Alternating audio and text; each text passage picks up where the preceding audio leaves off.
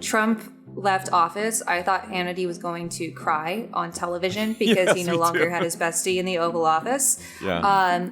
When everything was happening in Brazil with Bolsonaro, that's when I thought Tucker might cry. Like, it's two very different ideas there. You'll have some things that, like, Tucker will say, and then Hannity will immediately say the opposite in the next hour. They just don't have the juice, though. No one has the same juice as Tucker. There's no Riz, completely Rizless. I'm Jon Favreau. Welcome to Offline.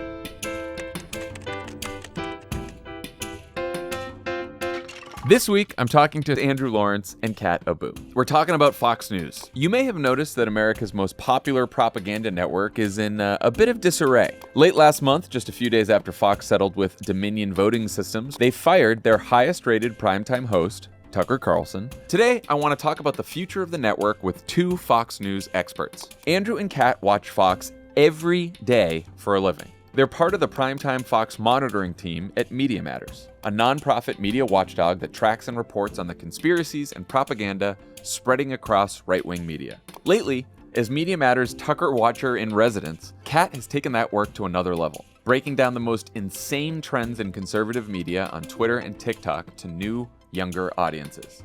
And Andrew is probably one of the nation's leading Fox experts, having watched primetime Fox since the 2016 campaign, which gave him a front row seat to the rise and fall of Trump and Tucker across the network. And stick around after the interview to hear how Max and I did in the second week of the Offline Challenge. Hint, we're backsliding. Here's Andrew Lawrence and Kat Abu. Andrew Lawrence and Kat Abu, welcome to Offline. Thanks for having us. Thank you for having me. Yeah. So the content gods have blessed us with good timing since Matt Drudge just reported this week that Fox is shaking up its primetime lineup. I want to get to that in a bit, but before we do, you two watch Fox News primetime for a living. So first question, are you okay? What has this done to you, Andrew? Yeah, I've been doing this for 7 years now, and I've been on Fox Primetime the entire time. And I mean, it breaks your brain like it does, but I think that Kat and I are blessed to work with some really fun and really brilliant people. And we find a way to mostly have fun with it. It's the same people, the same garbage almost every single night. There's a lot of gallows humor involved. There's definitely tough nights. I think that I say this all the time. The days where there's a mass shooting, or something awful like that, and that in an hour you're going to have to sit there and watch Fox News hosts say that the problem was doors, or we just need more guns, or just gross stuff. It's really tough, but I think that also, like you just said, we watch Fox News so you don't have to, and it's really important for people to know what's going on Fox News. I mean, they run the Republican Party, they run the conservative movement, and so that sort of gives you a feeling like you're doing something, even if it's really small, that at least for me helps me out. And I know Kat has it a little bit tougher than me because she has to watch Tucker, or had to watch Tucker every single night. And his show was something else, man. It was something else. So I'll let Kat describe her mental state because I'm not sure I can. Yeah, please. You had the Tucker account, so. Yeah. A very weird thing to be known for. But yeah, it depends on what you mean by okay. I mean, I think our support system on staff is really great. But you definitely develop this weird language and way of thinking that you don't get in pretty much any other job. Like any breaking news headline, I think of how will it be filtered through Fox, or, oh my God, Sean Hannity will love that. Which is really weird. It's a weird thing to automatically go to at any point. When you were watching Tucker every night, take me through a typical night. Where and how would you watch? What would you look for? Are you with people? Are you guys all together in the Media Matters office? Are you sober? What's going on? Well, we go in and out of the office. Usually I'm here in my living room where I film my TikToks, and I'm watching on my computer. Sometimes I'll put it on the TV as well, just to kind of have a little lag time if I'm behind on clipping something. Mm-hmm. And you're basically just watching it. It's the same 5 narratives over and over again with a little bit of spice each time of just pure hatred. And you get to the point where you can kind of mouth words that they're going to say as they say them, especially when it comes to Tucker and Hannity. They get these phrases that they just love to use all the time. So yeah, it breaks your brain, but you get used to it. Andrew, how would you say the content and commentary on Fox has changed since you first started watching for Media Matters, or has it? No, it has, I think, to a certain degree. I mean, the Kat kind of touched on this. The topics and the tone sort of remain the same, but what Tucker did, Tucker was very dangerous in the way that he brought the most extreme elements into your Meemaw and Peepaw's living room every single night, and that was different. That was new. Without Tucker, your grandparents wouldn't know who Lib's a TikTok or Matt Walsh or Chris Rufo wouldn't be at the trustee at a university right now without Tucker Carlson. So Tucker was willing to sort of dig in there. But yeah, I mean, look, there's a handful of people on the planet who know what Fox News was like before Tucker and before Trump as well as you do. And I think, if you look back to starting in 2008 through 15, 16, you got birtherism, Ebola, Benghazi, the knockout game, for crying out loud, and that, so it's all that mix, the type of viewer that they're trying to appeal to hasn't changed at all. But what did change with Tucker is the way that he was able to sort of synthesize and get the regular viewers to just freebase this extremism, white genocide type of stuff that was missing in the Fox News, the Fox News pre-Tucker, to where I think that, they would go after affirmative action, and stuff like that. It was a little bit more country club racism, which is still awful, but Tucker's sitting out there saying, like, getting people fired up saying that there's a race war. That we are Rwanda now. They are coming to hunt white people was his message. And that was it was certainly more extreme, a little bit more dangerous, but the tone and tenor of Fox News, it hasn't changed much. It didn't change much with Tucker. Kat, could you talk a little bit about the sort of the Media Matters strategy here? Like, I imagine if you're watching Fox Primetime, you guys could cut just about like every 2 minutes from every single show and put it out because it's all sort of extreme and crazy. But like, what are you looking for when you're watching an entire hour? Are you looking for the most extreme comments? Are you looking for stuff you can mock? Like, what are you hoping to get out of clipping this and then showing non-Fox viewers what's happening? I mean, as far as my Twitter, I just pick anything that I want to be able to refer back to, or something that's like completely ridiculous. I mean, some of these graphics are incredible, especially when it comes to like Hunter Biden. But as far as our site, because we have a lot of clips with transcript on our site, Andrew's actually the one who picks all of those. So we are watching the entire night because we're rapid response. So we're watching the entire night, following the show, following these narratives every single day of the week. And then if there's something that should be put up for posterity on our site, it goes to Andrew. And we also work on content throughout the week. We have documents for, my coworker Alicia did a great thing on climate change last year. And we have another big document coming in a couple weeks. And it's just, it's a mix of things, Yeah. I've heard some people argue that, Fox isn't necessarily changing people's minds or radicalizing their politics. It's just attracting people who already share the same views and same politics. Andrew, what do you think about that? I think it's sort of true. I think that there's people that harbor these resentments. And what Fox News does is they give people targets, So the target is school boards all of a sudden out of nowhere. It's the transgender community. It's just teachers in general. It doesn't matter, It's that what they do is they give them targets, but then they also, again, introducing these elements, these very incredibly extreme elements, into mainstream politics is really where Fox News sort of drills down, and that's really what they're good at. So yeah, I mean, I think it's a little bit of both, to be honest with you. I mean, I think that they help gin up these resentments, and then they let these people know that it's okay as well. Let them think that it's okay. A really important part of Fox News programming is reinforcing and telling their viewers over and over again that they're not racist. That actually it's the left that's racist. Black people are racist towards white people, but you're not racist. It's not you. Don't worry about it. It's a big part of that. And then at that point, that encourages these people to go a little bit further, right? The viewers and express themselves in ways that maybe they wouldn't have felt comfortable with, in ways that that aren't socially acceptable, but they feel that they are because Fox News told them they are. It is interesting because I thought when the text was released that supposedly was the text that got Tucker fired, that was him being racist in a slightly different way than he is on the show every night, because that was him just saying, white men don't fight that way.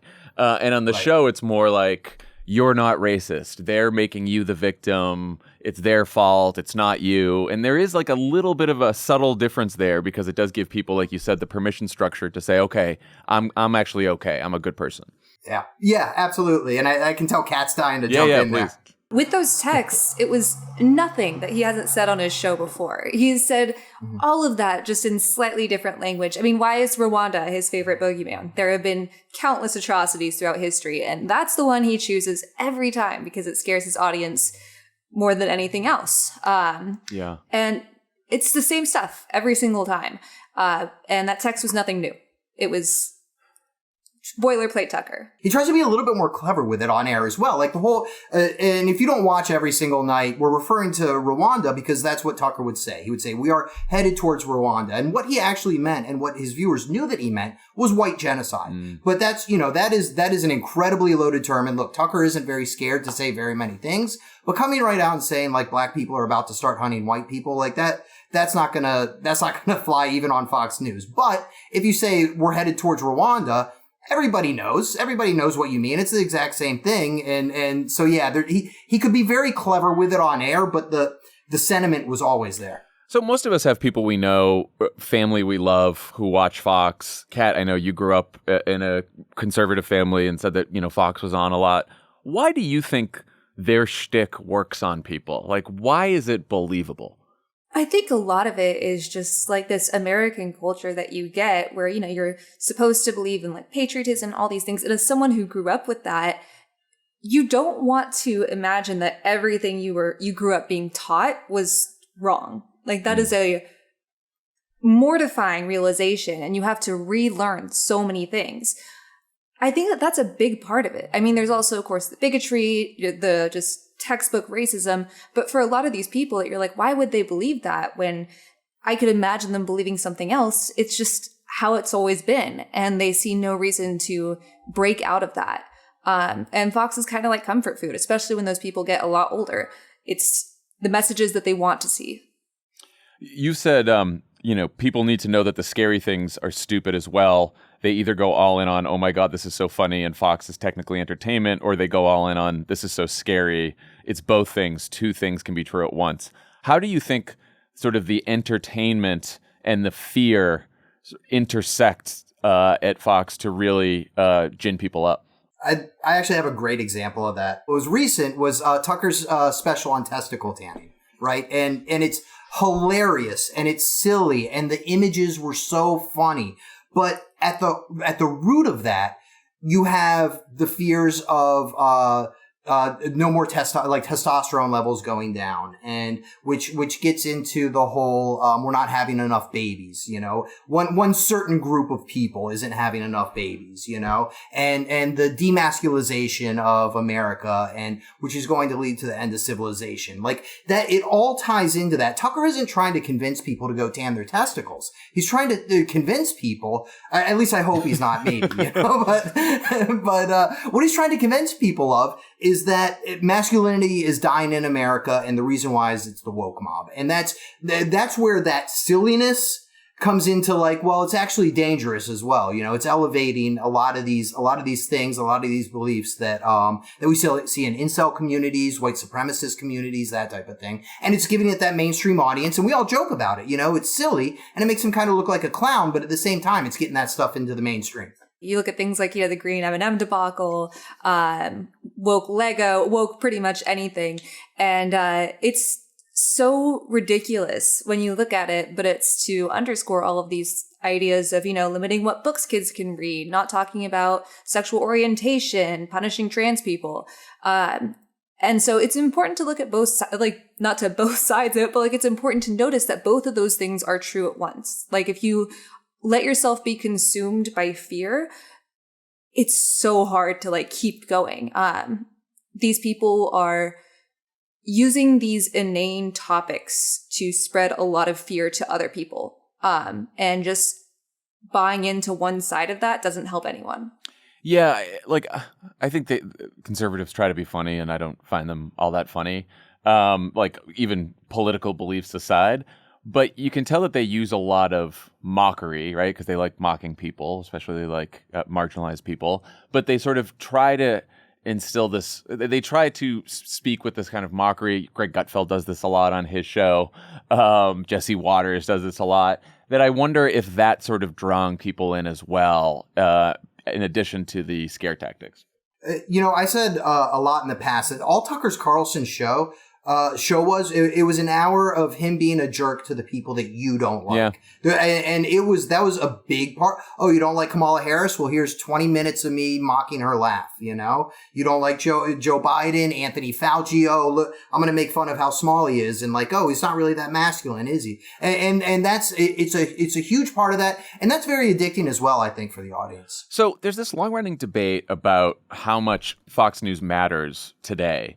Dan Pfeiffer tells this story that during Obama's first term in the White House, our research showed that most of Fox's conspiracies and freakouts didn't really break through to most voters who weren't part of the 2% of the electorate that watches Fox. By 2013, we were hearing Fox conspiracies repeated to us regularly in focus groups of swing voters, and the difference was Facebook, where this shit just traveled way past Fox viewers.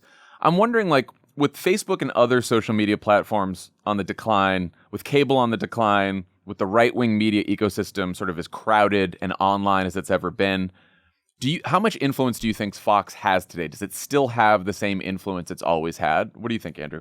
Yeah, absolutely. I mean, I think that, the Ailes era of Fox News, I think you had the Republican Party, the Fox News sort of existed to prop up the Republican Party. And after Ailes left, I see the Republican Party existing to prop up Fox News, to where their entire goal right now, these Republican politicians, is to get interviews on Fox News and to ingratiate themselves with conservative media and right-wing media, because that's the only way they're going to win a primary.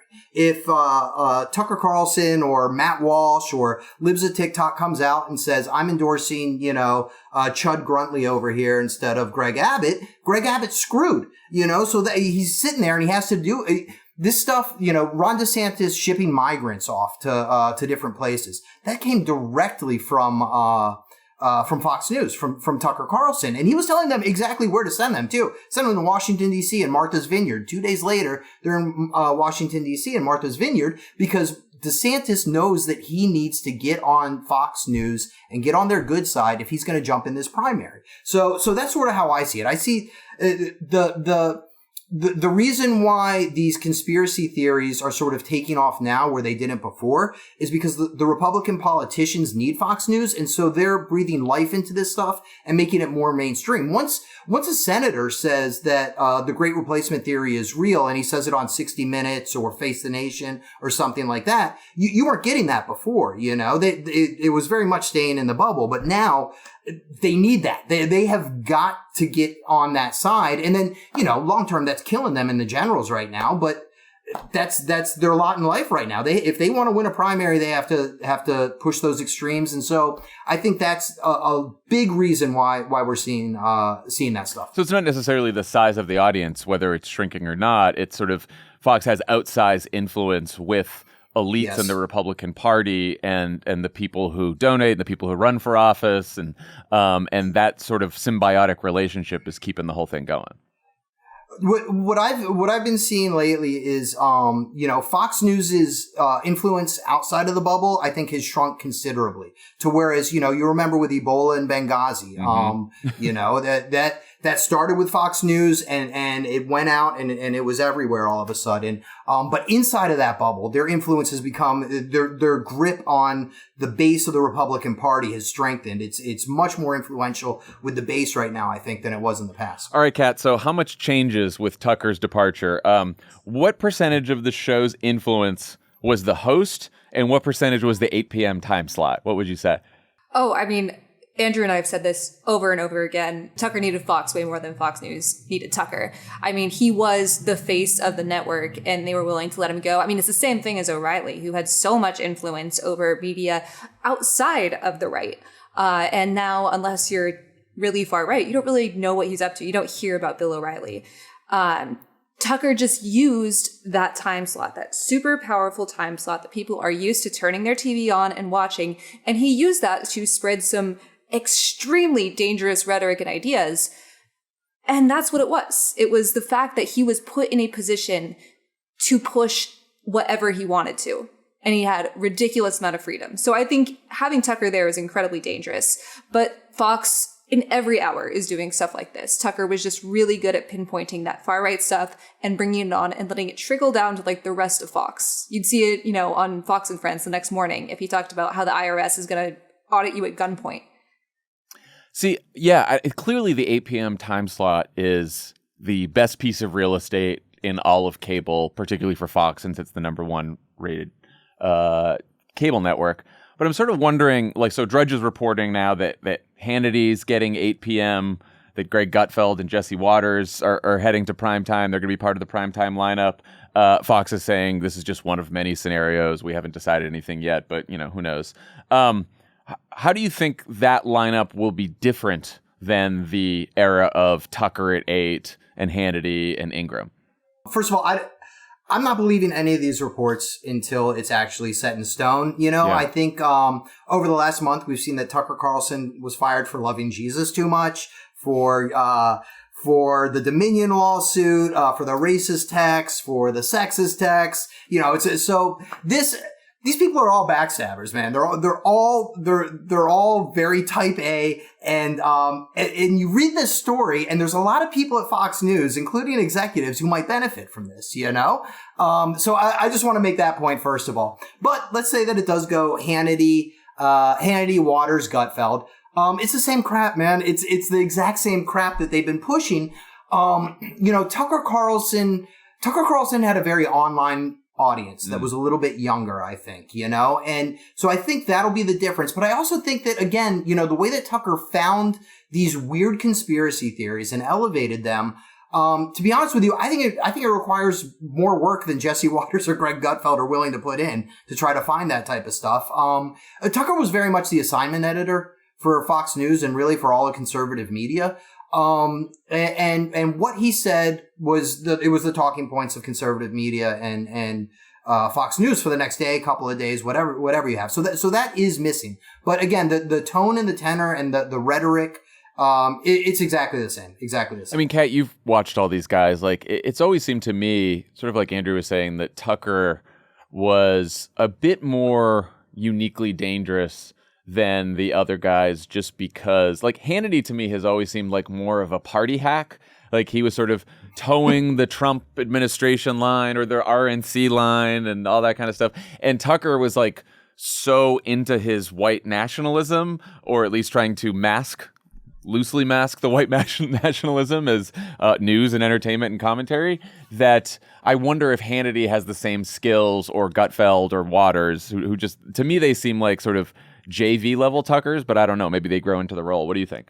I mean, I'll say it this way. When Trump left office, I thought Hannity was going to cry on television because he no longer had his bestie in the Oval Office. Yeah. When everything was happening in Brazil with Bolsonaro, that's when I thought Tucker might cry. It's two very different ideas there. And you'll have some things that Tucker will say, and then Hannity will immediately say the opposite in the next hour. Mm-hmm. They just don't have the juice, though. No one has the same juice as Tucker. There's no Riz, completely Rizless. And that's true for the rotating host too. I mean, it's a mess. Yeah, because they've lost a lot of ratings since they've done the rotating host thing. We all know from the Dominion case that Fox is terrified of losing its viewers to OAN and Newsmax. Do you guys ever monitor those networks too? And do you think Fox is correct to be worried? John, we monitor everything. Fun for you guys. Conservative media. I don't. I mean, and this is, look, I'm just guessing here, but it feels like in situations like this, we always regress to the means, basically, you know? I mean, I think that after the election, after the Arizona call, we saw this exact same thing. And eventually everybody went back. I mean, the truth is the production value on OAN and Newsmax is terrible. I mean, it's really unwatchable TV. And, you know, Fox News is $1 billion company. They've been doing this for 20 years. And it's what people are familiar with, and it looks really professional, and it's the names that you recognize and all of that. So my guess is that I do not think they're going to bounce back to the ratings they had before, but I think they'll bounce back and be the top cable news channel soon. Kat, you were saying how much Tucker needed Fox. Do you think he can find success on his new pal's $44 billion dying platform? Like, how do you think that's going to go? Well, we all know Twitter is the most monetizable of all the social media sites. That's why everyone with big followings on Twitter is super rich. But, I mean, he's been waiting. It's been like, what, a month?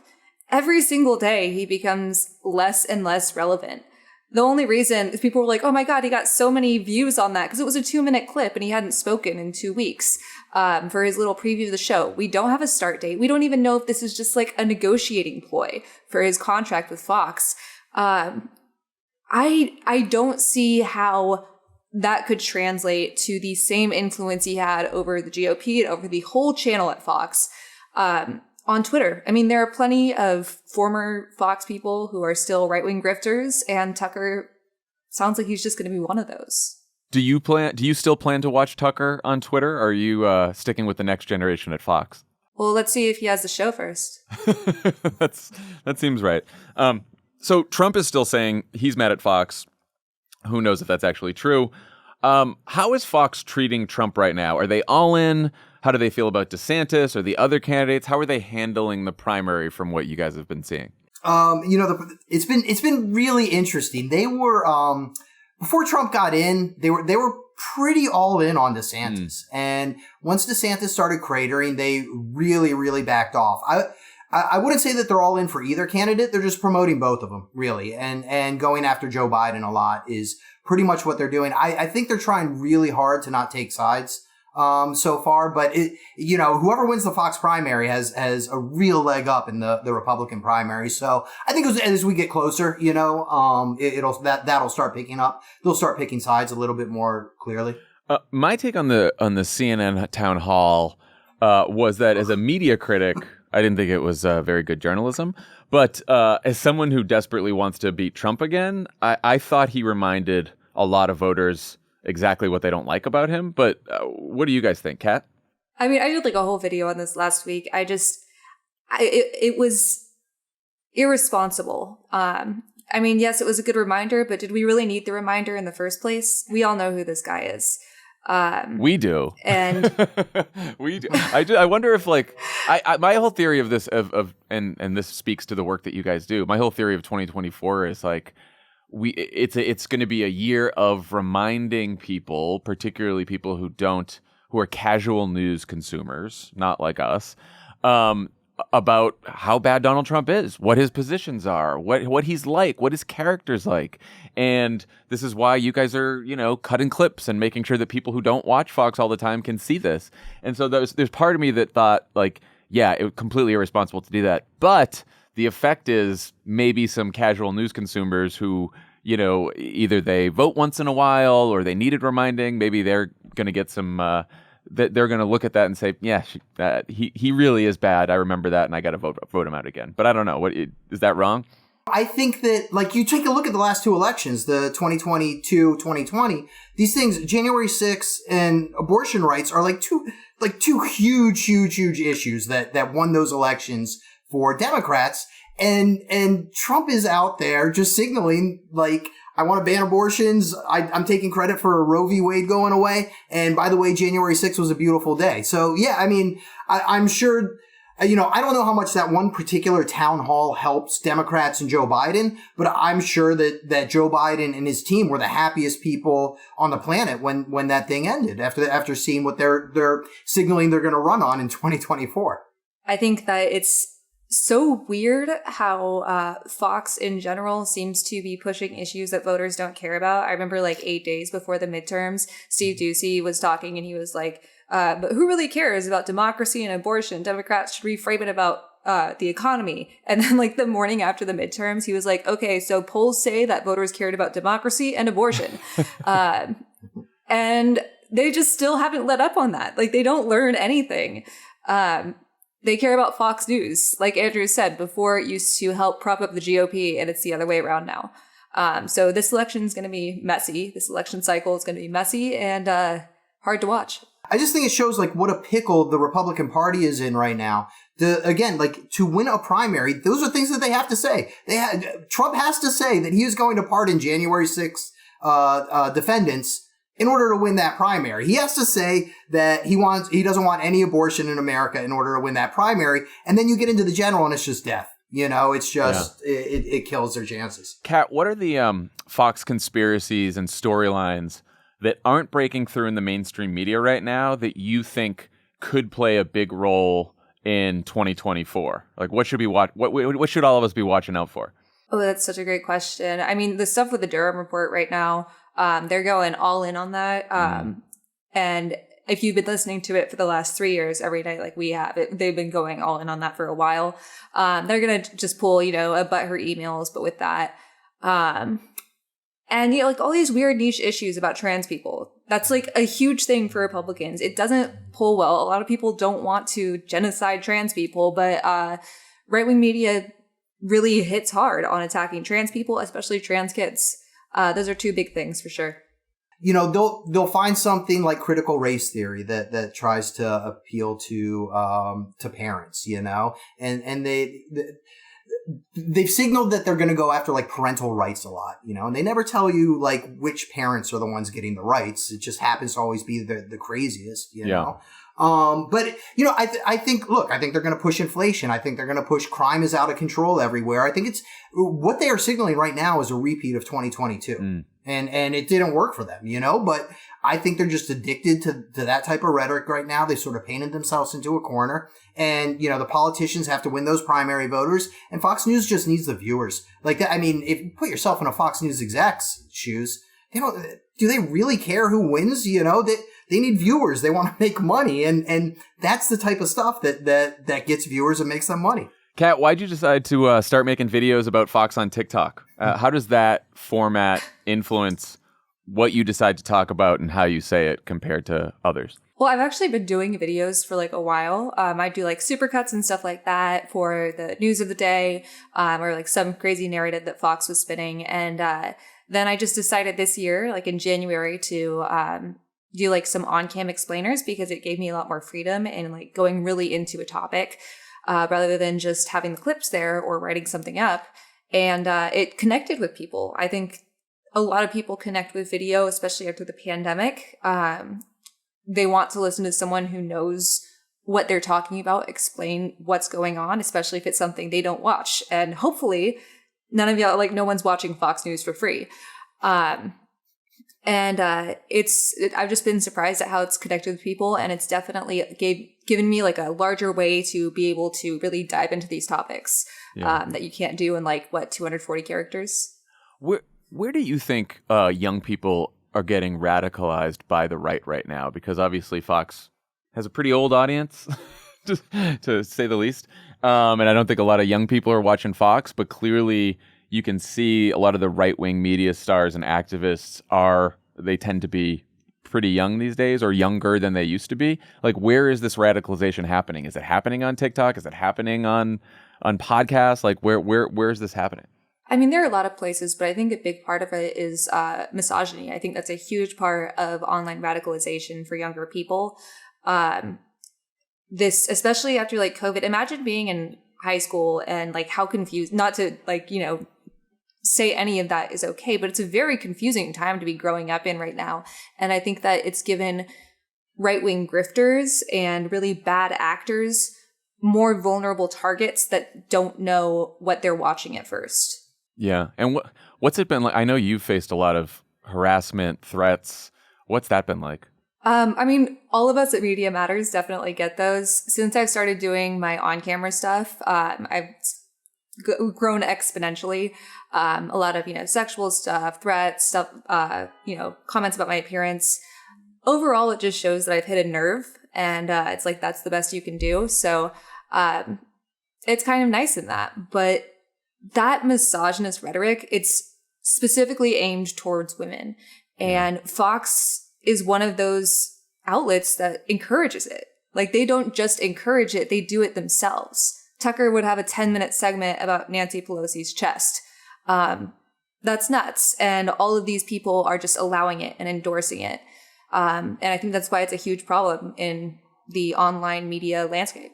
Okay, so you guys are both forced to watch Fox every night. You're looking at your screens all the time, Twitter, TikTok. What do you both do to unplug, and how often do you get the chance? They don't chain us down. I want to make that clear. They're not actually forcing us to Torture. do it. Man, I personally, I really try to compartmentalize. I mean, when I'm not working, I try to get away from the news as much as possible. Whether that is, I play racquetball and stuff like that, getting outside. We work at night, so we have the entire day to do stuff, which is really, really nice. I enjoy a good video game as much as the next guy, but a drink helps here and there, I would imagine. But I think, I do want to say it's, like I said, we for the most part, Kat is on my team. It's me and Kat and 4 other people. And for the most part, we really do have a good time. We try to make it fun. We all know that it's awful. But I do think that knowing that you're exposing these people and their awful views to people who, wouldn't normally know, how awful they are, that helps. It really does help. Kat, what about you? Right now, Tears of the Kingdom is really helping. It rocks. I keep trying to pressure Andrew into playing it. I'm trying to visit every museum in DC, but it's the compartmentalization. It's doing things you like, hanging around with people that you love, and really enjoying things. You forget to do that sometimes, and it's in any job, and it's nice to do more of that. Yeah. Kat and Andrew, thank you so much for joining Offline, and thanks for all the work you're doing. Thank you for watching this garbage so that we don't have to. Appreciate it. Thank you so much for having us. Thanks. Right, take care. Offline is brought to you by Smile Actives. Have you ever wished that you had a whiter and brighter smile? Well, before you visit a dentist, you should know that their whitening treatments can be very expensive, and it's not just the price. You also have to book the appointment and schedule time away from work or family to sit in a dentist's office chair while undergoing the procedure. It's a hassle. It can hurt if you have sensitive teeth like me. A lot. Fortunately, you can now try Smile Actives at home or anywhere, anytime. Smile Actives offers a safe and affordable alternative to those expensive whitening procedures. Simply add Smile Actives Pro Whitening Gel to your regular toothpaste. It's been formulated with polyclean technology to boost stain removal and deliver active whitening ingredients into teeth's grooves and crannies to get better whitening. So no change in your routine, no extra time, but people will start commenting on your whiter, brighter smile in just days. 97% of Smile Actives users in a clinical trial reported up to 6 shades whiter on average, all within 30 days. I use it twice a day. Me too. I have been using it for months. I love it. It's the best way I've whitened my teeth in forever. Yeah, ever. It's very, very easy to use. Visit smileactives.com/offline today to receive our special buy one, get one free offer with auto delivery and free shipping and handling. That's smileactives.com/offline. Terms and conditions apply. See site for details. Offline is brought to you by SimpliSafe. Summer vacation season is around the corner, but before you pack your bags, be sure to secure your home with SimpliSafe Home Security. With SimpliSafe, you'll feel good knowing your home is monitored around the clock by trained agents, ready to act to defend against break-ins, fires, and other threats. SimpliSafe's Fast Protect technology enables monitoring agents to visually verify the threat is real and conveys eyewitness evidence to 911 dispatch for fast police or fire response. With the SimpliSafe app, you can arm or disarm your system remotely, check your cameras, and even unlock the front door to let a guest in. SimpliSafe ships to your door and is easy to set up yourself in about 30 minutes, or have SimpliSafe certified technicians install it for you. Lovett set it up himself. He didn't need the technician. No. And he's been protecting himself and Pundit in their home for forever. Years now. Years. And it's worked well. It's great technology. Customize the perfect system for your home in just a few minutes at simplysafe.com/offline. Go today and claim a free indoor security camera plus 20% off your order with interactive monitoring. That's simplysafe.com/offline. There's no safe like SimpliSafe. Offline is brought to you by Bioptimizers. Lately, I've been lying awake at night worrying about all the things I have to do the next day. More than lately. And it ends up killing my energy levels the next day. Like today. Today I'm tired. Ever since I started adding magnesium breakthrough to my nightly routine, I have been able to quiet my mind and sleep better. Good. Yeah, which is good. Unlike other magnesium supplements that might be giving you 1 to 2 forms of magnesium, Magnesium Breakthrough contains all 7 forms of magnesium designed to help calm your mind and help you fall asleep, stay asleep, and wake up refreshed. Over 75% of the population is magnesium deficient. And what most people don't know is that even if they're taking a magnesium supplement, they're still deficient because they're not getting all 7 forms. Magnesium Breakthrough is the ultimate way to give your body all 7 forms in one supplement. Not only does Magnesium Breakthrough help you sleep better, it also helps calm your mind and allows you to feel grounded and relaxed during the day and especially before bed. In addition to experiencing relaxed sleep, Magnesium Breakthrough also helps improve digestion, supports muscle recovery, and supports healthy bone density. Most magnesium supplements are proven to be ineffective because they only contain 1 to 2 forms of magnesium. You know what you need, Tom. You need all 7. Gotta get them all. And that's what Magnesium Breakthrough has. Don't miss out on the most relaxing sleep ever with Magnesium Breakthrough. For an exclusive offer for my listeners, go to magbreakthrough.com/offline and use promo code offline10 during checkout to save 10%. Okay, we're back. And I'm here with Max Fisher. Hey, buddy. Hey there, to talk about our second offline challenge. Mm-hmm. This was, the theme was mindfulness. Deep enlightenment. And just as a reminder, it was a morning meditation, the 1 Sec app, which prompts you to take a deep breath and wait a second before you open Certain a given addictive app. apps, yeah. And then cover photos on our phone. Mine was Emma giving me a thumbs up and trying to encourage me in a positive way. Mine was producer Austin angrily, terrifyingly, frankly, scolding me to put down my phone. Yeah, okay, so that was it. Although he cropped it incorrectly, so instead of saying put down your phone, it says put down our phone. Which was actually more helpful because every time I had a little laugh and I was like, yeah, I should put down our phone. Well, I had Emma on my phone, which raised a lot of questions for people when I was at the wedding over the weekend. It was like, well, who is that woman on your phone? I got a lot of that too. Yeah, it's, why do you have that angry guy on your phone? Which is actually, it was a good way to talk about it. I don't know if you're finding this, but I am finding both people who listen to the show and just people in my life who notice me always like messing around with a weird phone now are getting like really into it. Yes. Like I have a couple of friends who are getting, I thought this was really clever, getting flip phones. They're a married couple getting flip phones, and they're just going to use them for 1 day a week. But they're both going to be on it, which I thought was a nice idea. I had a friend saying he wants to do the flip phone thing. They're great. Yeah. I'm really pushing it on people. Okay, so how do you think it went? So I found that my screen time got cut more than in half from what it was before we started the challenge, from these apps, from interrupting my ability to use my phone. But weirdly, I found that it did not put a dent at all in the ways that my smartphone is like psychically and emotionally damaging to me, and the things that I wanted to change about my life, I like immediately backslid hard on. And it like led me to a realization about why I think that is, and like what it has to do with like where the smartphone addiction comes from and how to treat it. But we'll get to that. I'll just tell you about how it was actually effective. I really found the 1 Sec app specifically by forcing me to take a pause every time I wanted to open an app. Just for a few seconds, it just puts up a little loading screen and says, do you really want to open Twitter or Instagram? And usually if I thought about it just for a second, the answer was no.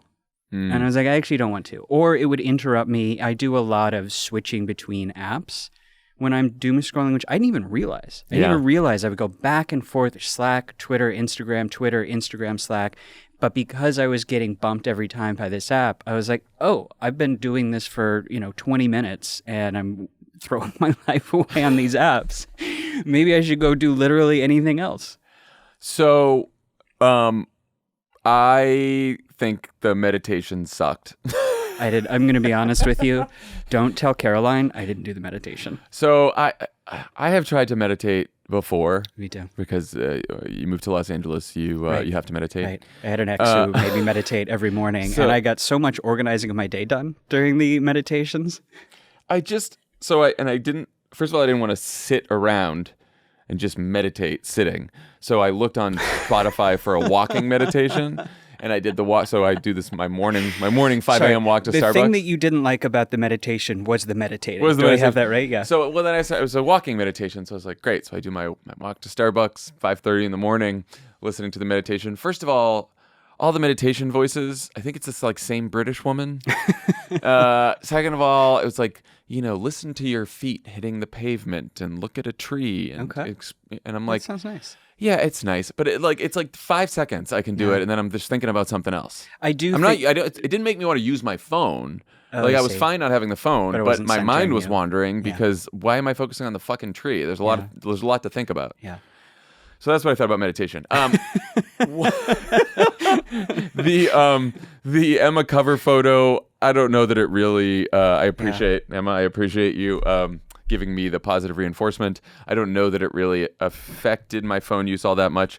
The 1 Sec app, I think I made a mistake, which is I put the 1 Sec app on Safari, Okay. and Safari. Do you do a lot of Safari doom scrolling? No. Okay. That's the but So you're I saying think that you cheated? either Emma or Austin said they were putting it on Safari. Emma did, and so I was like, "That's a good idea." Blame the producer. But yeah, Wow. right. But then the problem with Safari is like every time I'm using Safari, it's for like a specific purpose, right? And so I would take a breath. Sometimes it's nice. Breathing is good. Meditate. I just complained about meditation. Remembering to take deep breaths. Take a breath is helpful. That is very helpful. Yeah. But it didn't really, like, Safari's not really my problem. But I did 2 additional challenges on my own. Bonus challenges. Okay. This week. Because you had to be the A student. Because this is partly why I'm a control freak, A personality. So I removed Twitter from my phone. Wow. Because after 2 weeks ago, after the flip phone thing, I was like, I don't need Twitter on my phone. I'm not going to be done with Twitter forever. When I sit at a laptop, I'll go on Twitter on the Safari, but not on my phone. So I took Twitter off my phone, and then I changed my notifications on my phone so that it's only badges on the apps when I have a new text or a new notification, and nothing pops up on the screen like a banner when I'm getting a Slack or a message or anything like that. Those 2 things I could see that helping. really helped with my phone time. The notifications are a point that someone made to me when I was reporting the book is the notifications are not for you. The notifications are for the makers of the apps to get you to spend more time on the apps and exploiting the fact that you think that you need to see the latest whatever to get you to spend more time on it. Well, also, so Tommy Vietor has had notifications just like this for a long time. Really? And I was always like, why are you doing that? And I'm like, and then it's like, you need Tommy for something. He doesn't respond fast enough because he's not. And I was like, no. And then once I did it, I'm like, of course you don't need these. Right. Like, just check your You're gonna phone wait every 18 once in a while, seconds, and you'll see all your texts. It's not like your problem was you weren't checking your phone enough. Right. So that's what I thought about that. And then I was so good about not checking my phone that when I was at the wedding, I wasn't with Emily at some point, and I wasn't checking my phone. And she texted our group chain of people who were at the wedding, was like, if someone is around Jon, can you please have him check his phone? Wow. Yeah. So you're saying that you were 2 weeks into the offline challenge and you were so disconnected that your wife is begging you to spend more time on your smartphone. Yeah. Incredible. And someone came up to me and said, hey, will you check your phone? Because Emily's looking for you. You know what? They're not enlightened like us. They don't get that it's just good. You just got to exist, man. You just got to be in the world. So did you feel better? This week was not as much of a change as last week. Yeah. And I do think that maybe the mindfulness stuff is a little too soft. I agree with that. And I also feel like the thing that I learned is that it's great to reduce screen time because I got 2 hours a day of my life back this week, which was amazing. But the ways that, and we've talked about this, the ways that your smartphone and your smartphone addiction and your social media addiction affects all the other things in your life and the way that your brain works was absolutely still with me. And I can give you 2 examples for that. The first was that Donald Trump you may have heard about this, held a CNN town hall. Oh, yeah. And Little cable network. I like Caused everyone some else feelings. got very, very mad at CNN on Twitter and did some angry yelling at CNN. And there were some pretty good angry tweets. They got some good numbers, which is shameful that I know that and care about it. And I was like feeling good about that, be like, yeah, I showed them. And then I was listening to you on Pod Save America, which for listeners who don't know, Jon has this side podcast he does. It's like a little hobby he has. I think you call it's an offline spinoff. It's an offline spinoff. Yeah, that's right. We're all very supportive of his hobbies. We think it's great. You made the point that whatever the merits of CNN's decision to both platform Donald Trump and then to promote to its 8 p.m. news hour someone who has spread the Great Replacement conspiracy theory, the real issue here is that an authoritarian is going to be back on the ballot in 18 months, and we're all getting a little bit distracted from that. And as soon as you said that, I realized, I have completely backslid into letting social media dictate what I think and what I care about, and I'm contributing to it too. To this national distraction. It's so funny that you say that because I would have been a couple years ago, you can probably find clips of me on Pod Save America doing this, right there screaming about CNN. Yeah. I watched the CNN town hall and we were talking in our Discord channel, subscription service, everyone subscribe to Crooked Friends of the Pod. And so I was in the Discord channel and I was like, I'm going to be in the Discord channel and I'm not going to look at Twitter during the town hall. Huh. And in the Discord channel, people were upset by CNN, but I'm also like side texting with Pfeiffer and Tommy and Lovett, and we're all like, I don't know, like, I think it's bad that he's on, but he's saying a lot of bad things that are probably unpopular. Right. Yeah. And again, I think I would have been just like you were. I would have been taken along by the social media mindset. Right. Where everyone has the same opinion. Right. And then I'm contributing to that, and I'm patting myself on the back for telling people what they already think and contributing to the distraction from what is actually important. Yeah. The other moment when I really backslid, and this is the one that made me kind of reframe in my own mind how we are thinking about breaking, or how I'm thinking about breaking up from my phone, was that I had another day this week where I was like, I was stressed, I didn't sleep well, I was kind of like not feeling great. And I backslid really hard. I spent like 3 hours on my phone. And this is actually the day that we got our phones back. So I was half a day and I was just all over it. And I was telling myself it's okay to like give myself a little smartphone time because I'm not feeling great and I can like have a little break. But of course, that is like anyone who has dealt with like addiction in any capacity, which is again what this is. That's the precise moment when it is the most important to be controlling your addiction, and it is the worst to backslide. You don't give yourself the little treat of, the hit of heroin when you're feeling the most down. And of course, it made me feel so much worse, not just that day, but like basically for the rest of the week because I had blown that day on it. I had the same experience in that we did this thing Wednesday. Thursday, I was still pretty good. Yep. And even though I had my phone back, Friday we went to the wedding, and we were in the wedding Friday, Saturday, Sunday. And I was like talking with everyone, having great conversations, very enlightened, not checking my phone clearly, even when my wife needed me. Yep. Monday, got back from the wedding, tired, a little hungover. Yeah. And hadn't slept right the night before. Charlie was up in the middle of the night, right? And so Monday and yesterday was also very tired. Also, I had a annual checkup, so I had to fast in the morning. So I was very hungry. I didn't eat anything till noon. Yeah. And Monday and Tuesday, I was all over my phone. And the app that I was checking the most was Instagram, which is what I should have put 1 second on. Yes. And I was like, I don't even care that much about Instagram. I don't post Instagrams that much. And now Instagram does the thing where, it doesn't just show you posts from people you follow, but just like, I think you might like this post. And I'm going through I'm like, I don't even know these fucking people. Why am I just checking Instagram? Deep addictive behavior. It's deep addictive behavior. I did notice early in this week, I think you tagged me twice on Instagram, and I was like, my guy, call your sponsor. And I should have done 1 second on Instagram, or I should have just deleted it from my phone. And I thought about that too. It's like, should I just get rid of Instagram along with Twitter? Right. But I didn't because I was like, then I don't have anything to check. Right. Because then you might have to actually deal with the things that you're feeling. And I was talking to a friend of mine, we were having lunch, I was telling her about this and about, the kind of struggles with it and the phones. And she said, it sounds like you don't need a new phone, you need a new personality. That is tough. Was that so is mean, tough. but pretty true. Something that I found myself thinking about, years ago, I was in a long-term relationship with someone who was in recovery, so I went to a lot of meetings too because that's something you do. And something that I would hear people in recovery say a lot is that the addiction is it's a big deal, it's serious, you need to treat that, but the addiction is also a symptom as well as a cause, and you need to treat the things in your life that are... That's a very, very wise point. Yeah, I thought, right, it's a lot of wisdom at those... I mean, this is kind of what we're doing, right, as Smartphone Anonymous.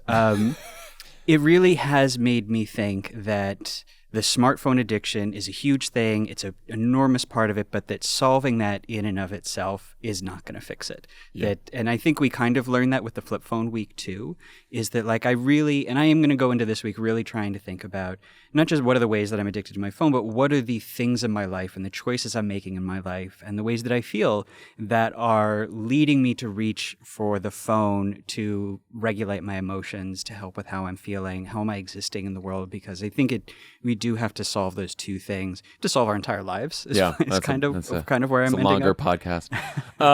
No, I ended up being thankful that mindfulness came after cold turkey flip phones. Mm-hmm. Yeah. Only because we did 1 week where it was cold turkey and very, very intense and very strict. Right. And then we did a week that I thought was very mild. Very mild. And the mild week showed me how fast I could go back to the addictive behavior. Yes. So I do think that getting something in between is going to be the answer. A listener wrote in to us and suggested a way to reduce phone addiction that you use. Let's listen. Oh, Max! What you doing over here? Just getting some work done. So why don't you explain this Post-it to me? Where did this come from? This is a great listener suggestion. Put a Post-it note on your phone that reminds you not to pick it up, so that when you pick up your phone and you look at it, you see this little note to yourself that says, hey, don't pick up your phone. You've got better things to do. So you're being a goody two-shoes and you did an extra challenge on top of this week's challenge? Oh, I'm getting a phone call. From who? An unknown number. Hello? This is your chancellor. Put down your goddamn phone. Okay. You got me. I'm sorry. Post-it note. So let me read to you from the email from the listener. This is from Michaela Freed, who wrote into offline@crooked.com, which we love. We love hearing from you. Yes. If you have a trick, something that has worked for you, I tried this suggestion from Michaela, which I loved. I've tried all the technology ways to curb my phone addiction. I want to tell you about my strategy. The one that I keep coming back to is putting a sticky note over my screen. I have a big sticky note, cover most of my screen. I write a message on it. The message is usually, you don't need to see it right away, or it's not an emergency, it can wait, or a list of things I want to get done that day. Some days I use it as a tally for how many times I pick up my phone. It's especially useful because I can see at the end of the day if the sticky note is still sticking to the screen, if it worked or not. So let me show you my sticky note. No. It was and honestly, it really works. Wow. I found it to be really effective. I think because it's a message from me to myself. It's like, you don't need this. You don't need to do it. It's a little bit cumbersome in order to, and I put it right over the notifications. If I want to see the notifications, I should take off the sticky note. And I know, like Michaela said, if I take it off too many times, it's not going to stick. And then I'm going to feel bad about myself. Yeah. And the, one thing that was coming up in research for the book too is that social media apps found a version of this, just adding friction is the word they use for it, making it a little bit harder to open an app, does enormous things for reducing how often people use it now, also how they use it. Twitter, before the election last year, Twitter used to be governed responsibly. I know it's kind of weird to hear about that. They added a prompt if you wanted to retweet something. Just a little pop-up would come up and say, are you sure you want to retweet it, or what, be sure to add a thoughtful message, something like that. And just that having to make one little extra tap through that declined retweets by 20% and significantly reduced the spread of misinformation on Twitter in advance of the election, just from that one little bit of friction. So, and that was, I think, the most helpful thing about OneSec and about the friction is sticky good. pad. Yeah. Friction is good. And I think we're learning a lot about both what works, but also what we need, which is maybe like weirdly a little bit different. Like the things that reduce your time on the screen might not be the same as the thing that make your relationship to the screen healthier. That's right. All right, when we come back, Caroline Dunphy will be back to introduce this week's challenge. I'm bracing. Offline's brought to you by Jackfer. Did you know that according to recent studies, men die on average 5 years earlier than women? Whoa, whoa, was not expecting that. It's time to prioritize men's health, okay? Jackfer wants to help minimize your toxic burden by providing plant-derived skincare solutions for men. Why interact with unnecessary chemicals? Jackfur skincare products are some of the cleanest on the market, as certified by third parties like the Environmental Working Group. Plus, they're effective. Adam T., who is a real customer, this is his quote: "After using the Jackfur facial cleanser, I'm questioning whether my face has been dirty my entire life up until this point." Well, Adam, Adam, I feel like you should know the answer to that, but I'm glad you found a better way forward. Hopefully you can live longer now. Clean up your skincare routine with Jackfur. Always clean, always effective. Anyway, that's a lot of words to say it's a great product. I really like the moisturizer. Yeah, I've been using the moisturizer. It's great. I've been using the shaving cream. Yeah, we're gonna live longer now. That's good for us. It's just a win-win. It's all about men's health. It's my men's health. Sure. And the moisturizer too. Yeah, the moisturizer, the cleanser, and the shaving cream. Used all three. Head on over to jackfur.com and use code OFFLINE for 30% off. That's jackfir.com and use code OFFLINE for 30% off. Just for Offline with Jon Favreau listeners. That's jackfir.com and use code OFFLINE at checkout. Offline is brought to you by Sleep Me. Are you someone who needs extra recovery from that last workout or just sleeps hot in general? Yes to both. Yes. You don't need to suffer, wake up tired, or wake up sore with Sleep Me's award-winning sleep systems. It's a mattress topper that goes onto your current mattress. You don't need to buy a new one. It uses water's thermal powers to cool your bed to as low as 55 degrees Fahrenheit.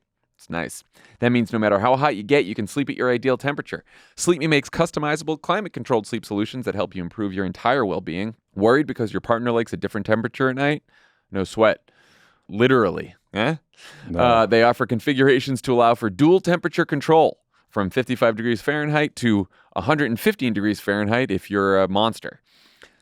Had Sleep Me for a while, and I've never slept cooler. You sleep better. You don't wake up sweaty and gross in the middle of the night. It's great.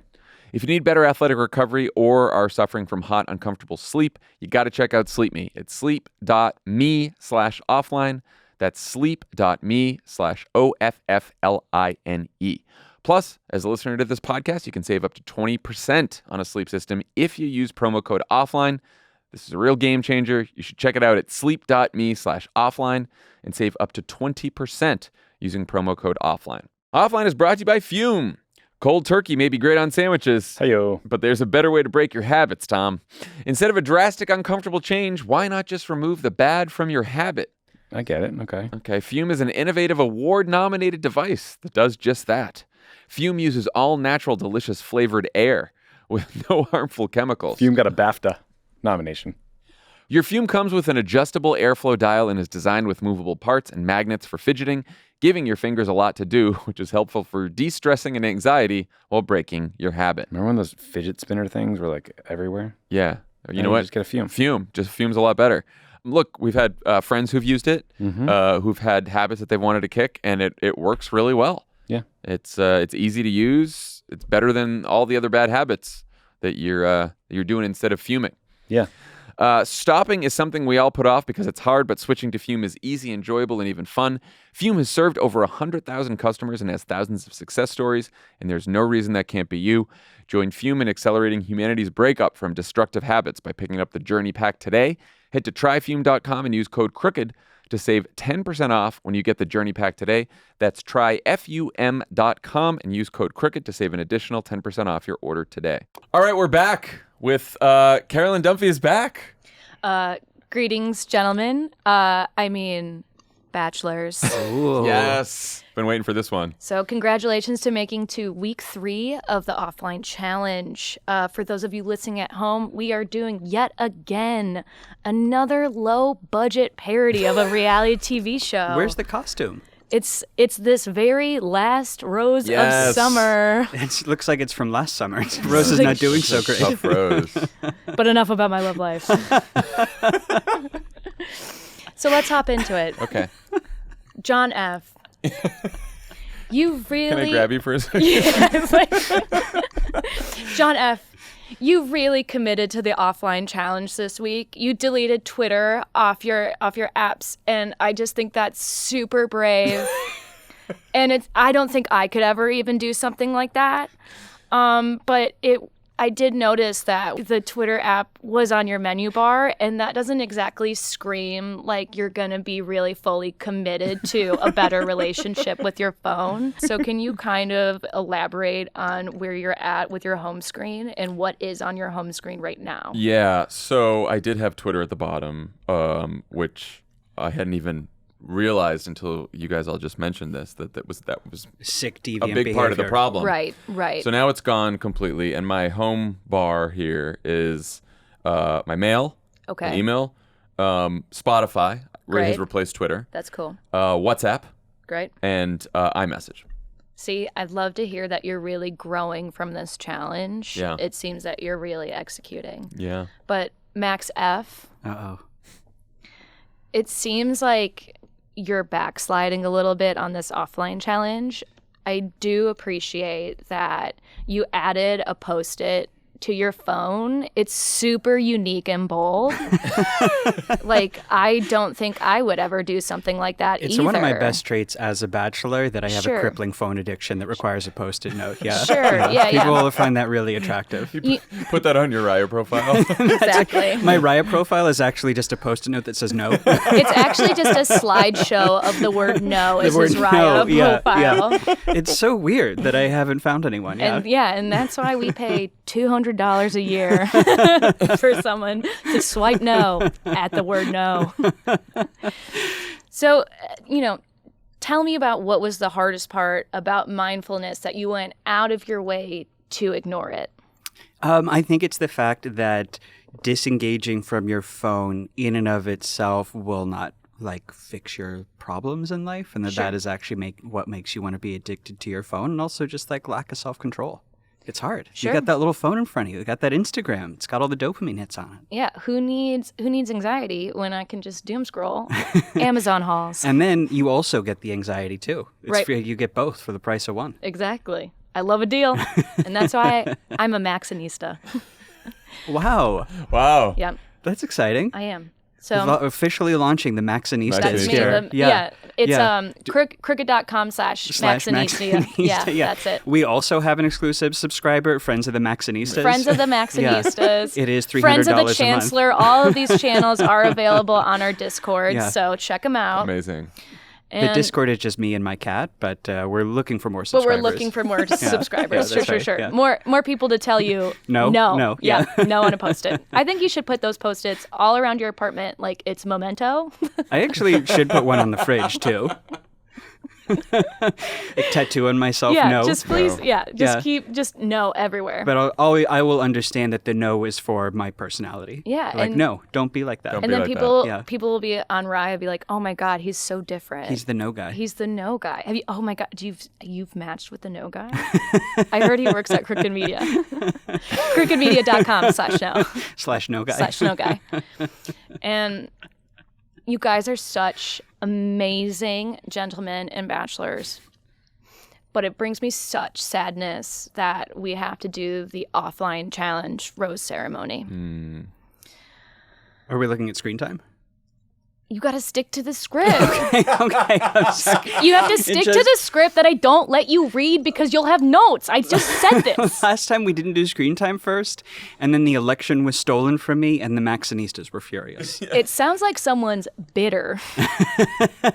It sounds like someone's That bitter. sure does. It sure does. What do you think I was so upset about this last week? Well, sore winner, sore loser. I'm sorry that I La La Land /moonlit you. Okay. You know what? I'm sorry. I will be La La Land any day of the week. All My right. guy Damien Chazelle is great. All right. That's a horrible take, but at least Someone's not getting on Keep It anytime yeah, soon. I'd love to hear what they have to say about that. Babylon, 5 stars. 6 stars. 6 stars. And so now we have to start the offline rose ceremony. Max F, Yes. please report your screen time. Okay, let me remove my Post-it note. Okay, give me just a second. We'll here. wait. Okay, so before the screen time challenge, Sure. I was at 4.5 hours a day. Okay. First day back was not so good, 2.5 hours, but then after that 2 hours, then 1 hour and 6 minutes, 1 hour and 1 minute, 1 hour 30 minutes, 2 hours, Okay. 57 minutes, and today so far is 6 minutes. That's your full screen time? Well, I was. I lost this one. Really? Yeah. I mean, obviously. So, Let's did you see. start with last Wednesday or last Thursday? Last Wednesday. Okay. That was my backsliding. John F., please report your screen time. Okay. Last Wednesday was 1 hour, 57 minutes. Okay. Last Thursday was 3 hours, 26 minutes. Woof. Friday was 2 hours, 23 minutes. Saturday was 3 hours, 8 minutes. Oh, boy. Sunday was 5 hours, 3 minutes. Oh, my Okay. guy. I shouldn't have let Emily drive home from the wedding. No. I had You a were lot. hungover. It's okay. Yeah. What are you, MBS over here? I shouldn't let my wife drive. That was very nice of her, but when I drove to the wedding, my screen time was great. I'm Sure. sorry. Let me look into the camera. I believe that women can drive, unlike my co-host here on the Offline podcast. But I will also say that I famously cannot drive. I have been in a car with Lovett, and he was gripping like a mom, like, oh, God, oh, God, Have oh, you God. ever been in a car where Lovett drove? Well, he's got Jesus Christ.